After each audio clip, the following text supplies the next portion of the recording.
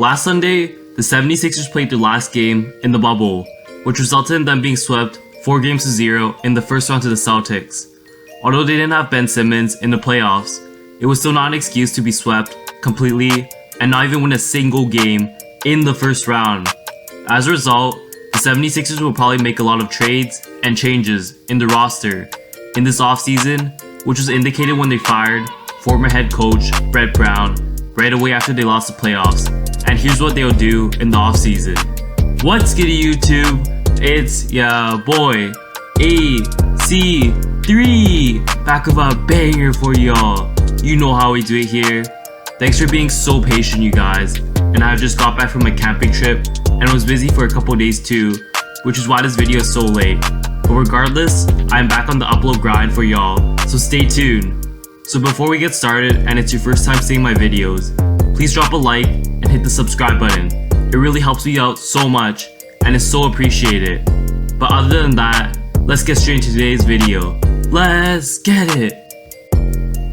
So things haven't been working out in Philly for the past couple years, and the farthest they have made it in playoffs is only the second round.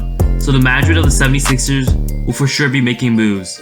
So first off, the 76ers will need a new head coach since they just fired Brett Brown, which is between two candidates, in my opinion, since in recent reports, the rumor of Villanova's head coach, Jay Wright, going for the head coach job was shut down.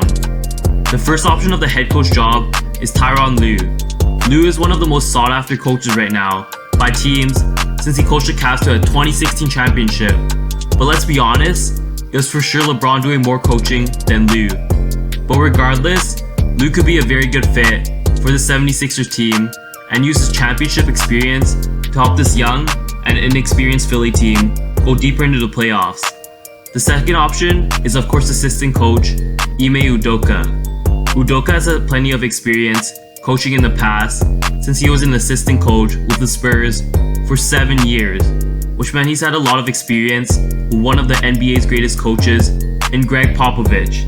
And along with Tyronn Lue, Udoka also has championship experience since he was with the Spurs when they won in 2014, which will for sure benefit this young team. But the best part about Udoka, compared to other coaches such as Tyronn Lue, is that he already knows the Philly players well, since he has worked with them and knows their strengths and weaknesses. As a result, it is so much easier for him to come up with an effective game plan and can put together lineups that can work well, which will help Philly get so many more wins. Next off, the 76ers will for sure be trading for pieces and signing free agents that help benefit and work well with Joel Embiid and Ben Simmons, since the general manager, Elton Brand, made it clear to the media that this was the plan.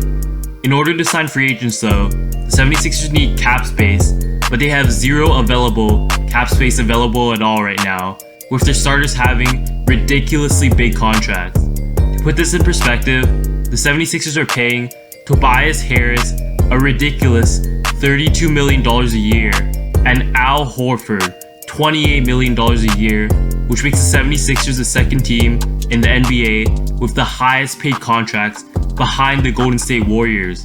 But the Warriors have actually been doing well other than this year and have won a couple championships, unlike the Sixers who can't even get past the second round.